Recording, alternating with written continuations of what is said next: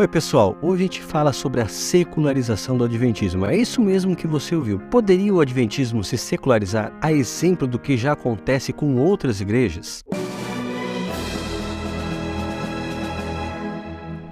Você está aqui no canal Todavia, a gente fala de assuntos contemporâneos ligados à fé cristã. Existem muitos vídeos aqui do canal, vídeos recentes, que abordam temas parecidos com esse.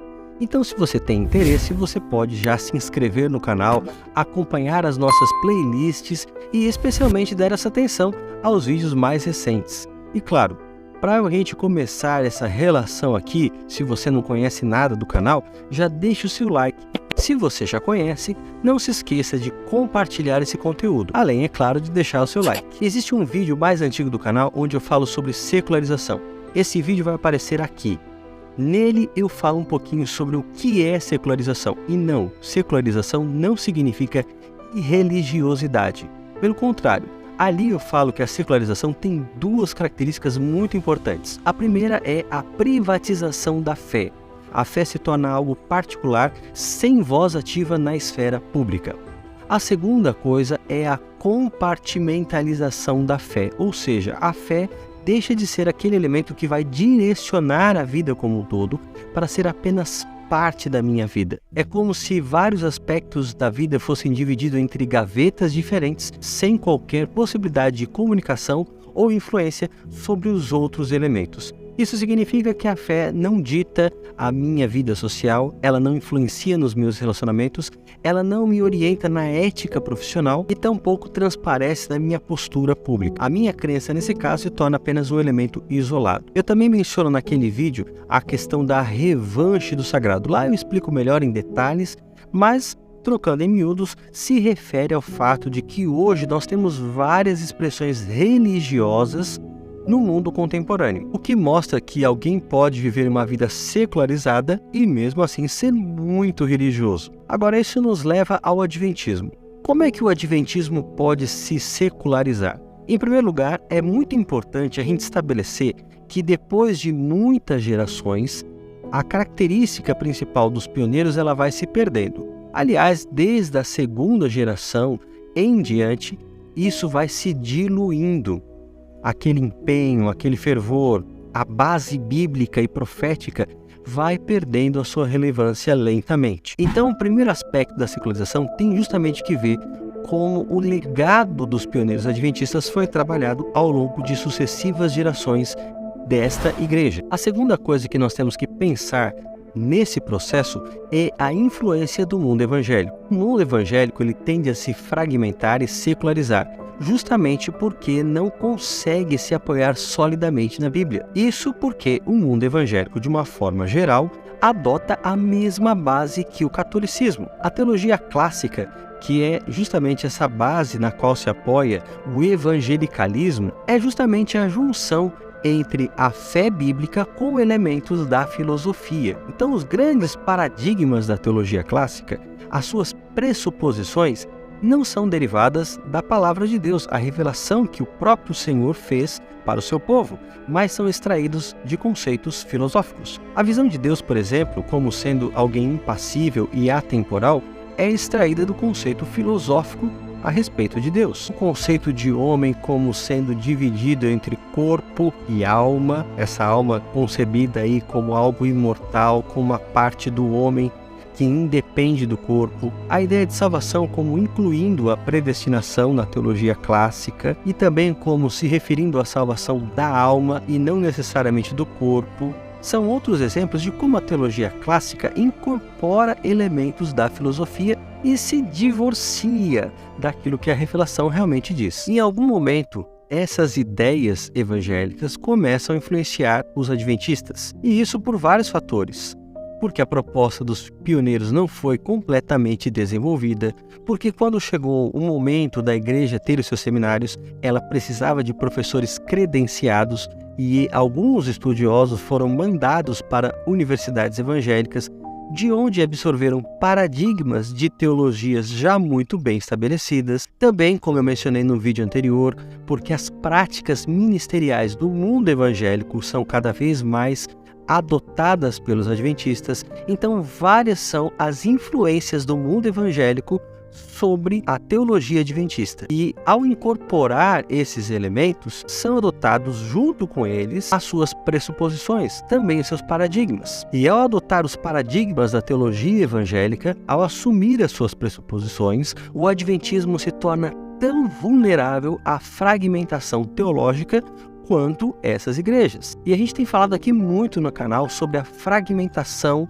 do adventismo. Não só a existência de adventistas liberais, mas também o fato de que a igreja está se dividindo em muitos assuntos. Além da sua fragmentação, a igreja fica mais vulnerável à influência da própria cultura. Evangélicos clássicos acabam adotando elementos da filosofia, enquanto evangélicos contemporâneos, especialmente aqueles ligados ao movimento da igreja emergente, acabam adotando elementos da própria cultura ou de filosofias contemporâneas. Por isso que o louvor carismático já é uma realidade em muitas congregações adventistas e na própria mídia que é mantida pela igreja. Esse louvor carismático tem uma proposta de fazer com que as pessoas se conectem com Deus por meio de uma experiência sensorial, quase mística. E você ouve muito por aí que a música é que prepara o coração do adorador e faz com que ele tenha uma conexão com Deus. Quando a gente fala também de secularização, é impossível deixar de notar a influência da perda do sentido religioso nas instituições. Geralmente o aspecto religioso de uma instituição secularizada é justamente o departamento religioso. Os demais departamentos da instituição quase não têm qualquer referencial religioso, nem mesmo naquilo que a gente chama de currículo oculto, quanto mais na construção do conhecimento. Há alguns anos antes de eu fazer meu mestrado, a primeira ideia é que eu estudasse numa instituição católica em Curitiba, a conhecida Pontifícia Universidade de Curitiba, a PUC. Existem várias PUCs pelo Brasil. E esta, especificamente, a impressão que eu tive ao frequentar aquele campus algumas vezes foi a de que ali estava numa universidade secular qualquer. Mesmo o departamento religioso, ele tinha uma forte influência da educação, da psicologia, de outras ciências humanas, inclusive da filosofia e também da sociologia. Na verdade, se estudava pouquíssimo o texto bíblico. Mas não apenas as instituições de ensino são afetadas pela secularização. A Igreja Adventista possui vários tipos de instituição. Ela possui uma rede hospitalar, uma rede educacional, fábricas de alimento, instituições de ajuda humanitária, etc. Há o risco dessas instituições se tornarem meramente empresas, seguindo padrões como a gente vê no mundo secular. A missão acaba sendo excluída do coração dessas instituições e os seus administradores apenas ficam empenhados em fazer um bom serviço e cumprir metas ou até mesmo tendo a perspectiva de gerar algum tipo de lucro. A gente mencionou aqui alguns aspectos envolvendo a igreja, a liderança, as instituições, mas a secularização também pode afetar os membros da igreja. Pessoas que passam a viver sem uma perspectiva verdadeiramente espiritual na sua tomada de decisões, na sua escolha daquilo que vão usar para se vestir, enfim, em vários aspectos dos seus hábitos de vida. Sem dúvida, o maior efeito da secularização na vida de um adventista é o abandono dos princípios, especialmente do estilo de vida adventista. E essa é uma área muito sensível hoje, porque as pessoas não veem mais sentido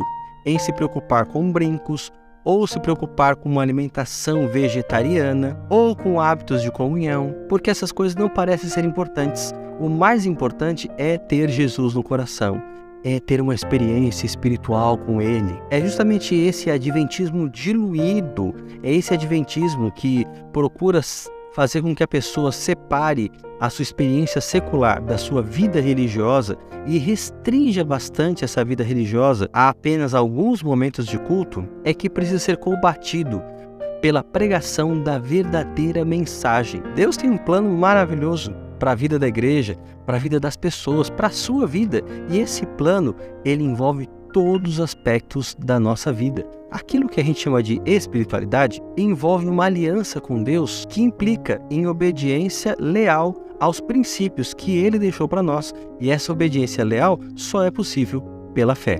A boa notícia é que a secularização não é irreversível. É por meio dessa aliança com Deus, de um estudo revigorante da sua palavra, que me leve a extrair os princípios da Bíblia e aplicá-los à minha própria vida, mediante a orientação do Espírito Santo, é que vão revitalizar a minha experiência e fazer que de fato eu entenda o quão completo e maravilhoso é o plano que Deus tem. E você? O que você pensa de tudo isso? Não se esqueça de deixar aqui nos comentários a sua opinião, de compartilhar esse vídeo e caso você tenha chegado até aqui, aproveite, porque no final desse vídeo você vai ver a recomendação de outros vídeos aqui do canal. Assista qualquer um deles na sequência e você vai estar ajudando bastante o nosso crescimento. Que Deus abençoe você.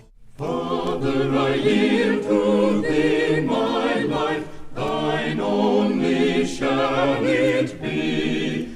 From sordid pleasure, sin and strife, I turn, O Lord, to thee.